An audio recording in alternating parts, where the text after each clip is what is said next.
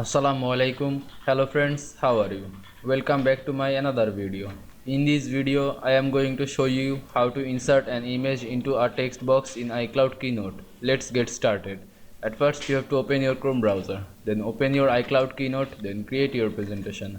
Now you can see here are my presentation. Now I insert image into a text box. You can see here are a text box. Now I insert an image into this.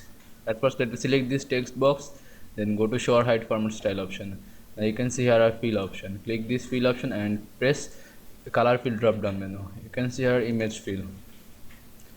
Now you can choose your image. Then press open. Now I change this font color to white. Now you can see I insert an image into a text box in iCloud Keynote very easily. I hope you enjoyed my video. Please like, comment, share and subscribe my channel. Thanks for watching.